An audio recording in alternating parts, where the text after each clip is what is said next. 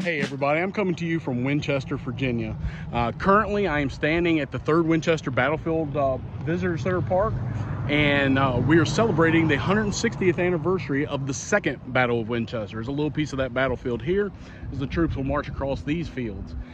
Today, they're having a kids camp right now with the Shenandoah Valley Battlefields National Historic District, and later there will be anniversary programs going on throughout the day, various places within Winchester and here at the Visitor Center. So, the 2nd Battle of Winchester, that's why we're here. That is fought June 13th through the 15th, 1863, and is the prelude to the Battle of Gettysburg. How did we get here? Well, after Stonewall Jackson is mortally wounded at the Battle of Chancellorsville, he will ultimately die on May 10th, not from his wounds, but from possibly infection or pneumonia. He will die on May 10th at Guinea Station. Robert E. Lee has been contemplating reorganizing his army. He takes this opportunity to do so. He goes from a 2-corps system to a 3-corps system. The 1st Corps has been in the charge of General James Longstreet. That is Lee's old warhorse, and he will continue in command of the 1st Corps. The 2nd Corps, Jackson's Corps, will now go to Richard Stoddard Ewell, or Richard S. Ewell. Ewell has fought with the 2nd Corps quite a bit. He was in Jackson's 1862 Valley campaign. The 2nd Corps know him well, and they like Ewell. So Ewell will be given command of that corps. The new 3rd Corps will be commanded by Ambrose Powell Hill, A.P. Hill. Hill had fought under Jackson several times. He's best known for his quickness, his light division. As they saved the day at Cedar Mountain, they saved the day at Antietam. And it's someone that Lee feels he can count on to get troops where they need to be. Hill's not a bad commander. He will not be the best corps commander, nor will Ewell. But they are still sturdy commanders that know how to move troops. So what's going to happen is, before this battle, we're going to have the Battle of Brandy Station.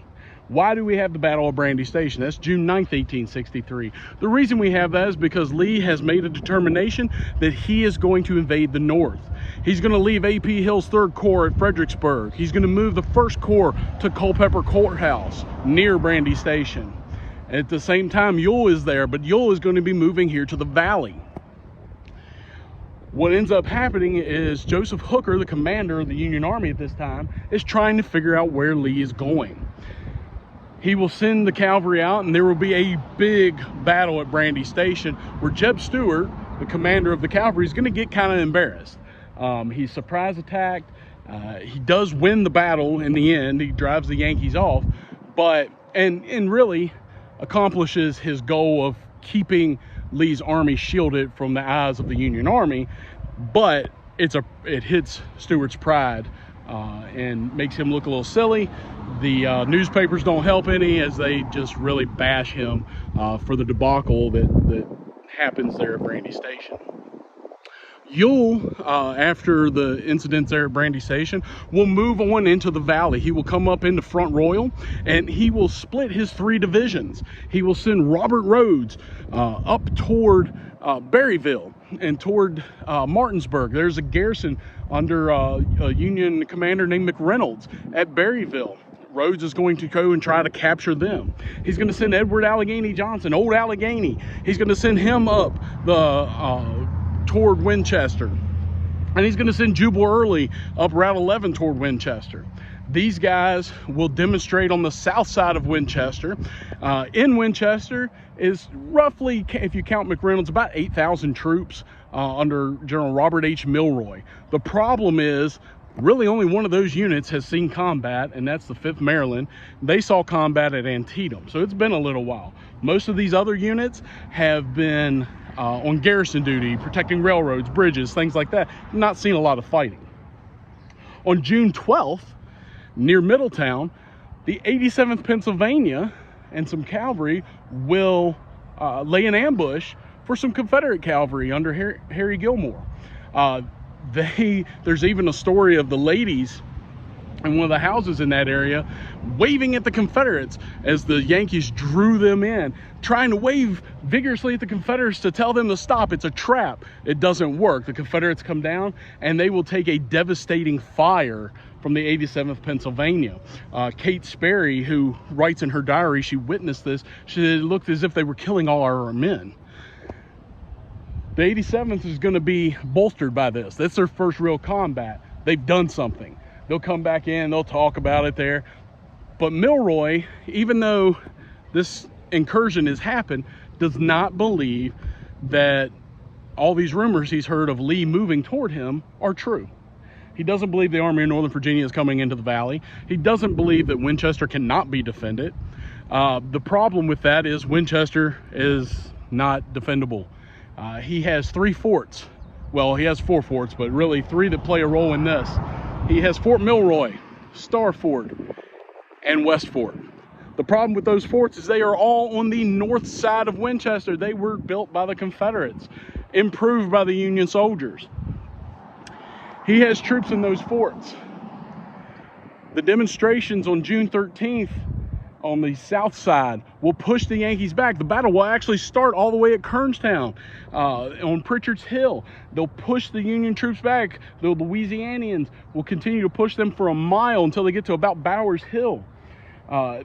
Later, as darkness sets in, this is when Milroy, who had been ordered on June 13th to retreat from Winchester, should start realizing something's bad is about to happen. He is facing the Army of Northern Virginia. Instead, Milroy decides to stay. What he will end up doing is he will move his troops back to these forts and kind of give up downtown Winchester. The problem with that is, again, those forts face north. They're really not as defensible facing south.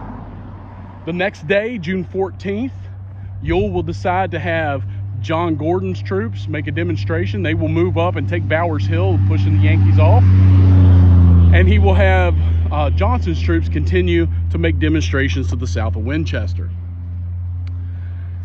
As that happens, General Ewell and General Jubal Early will be on Bowers Hill, and they will look and decide to make a flanking march of 10 miles around the Union forts toward West Fort and make an attack there.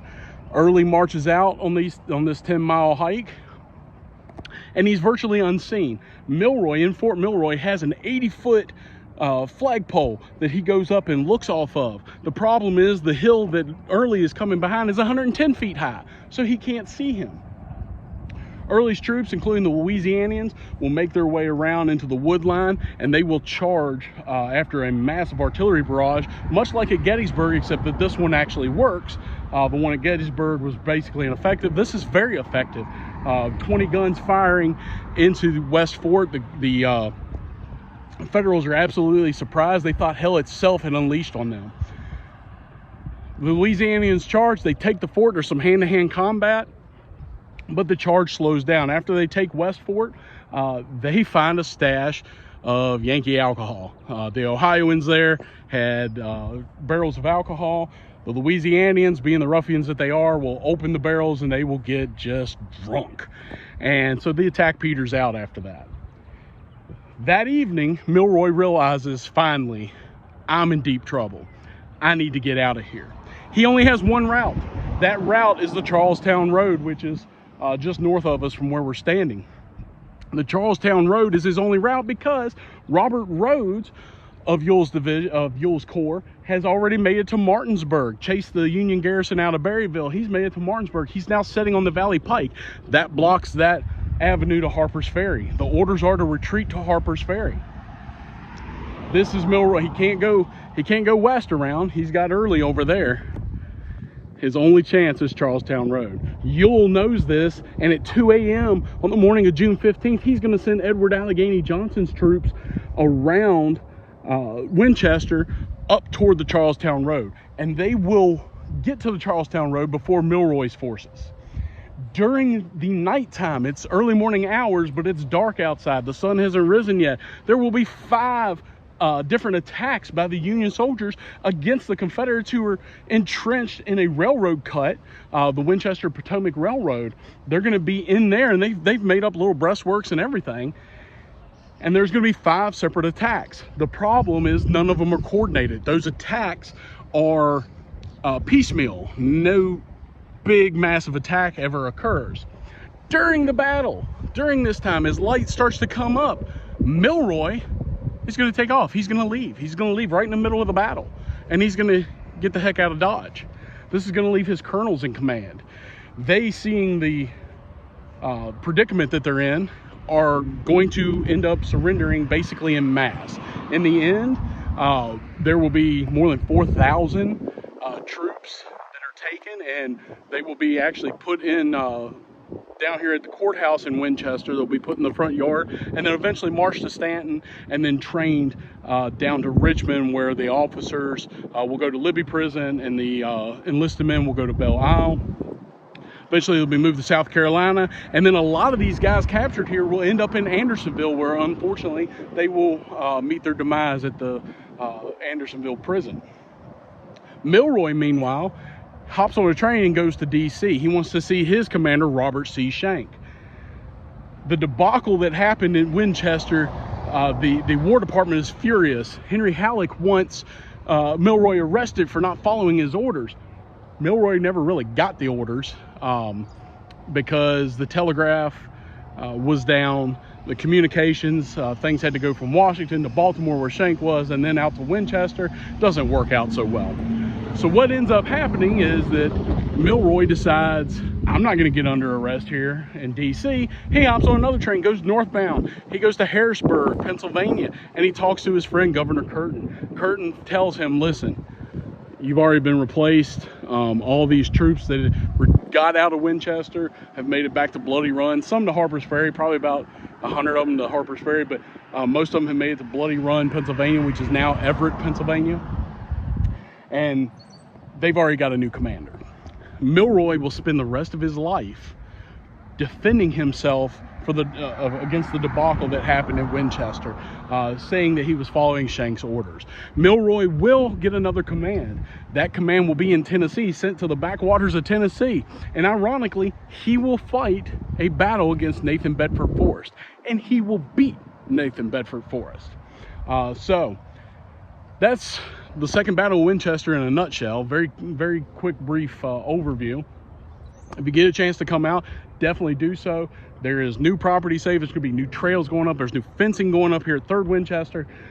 There's going to be, again, trails on the 2nd Winchester battlefield. A significant portion has been preserved by the Shenandoah Valley Battlefields National Historic District, which is, it's just amazing.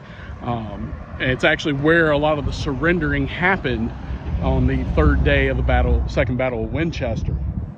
So definitely get out here and see it, and just keep finding history wherever you can.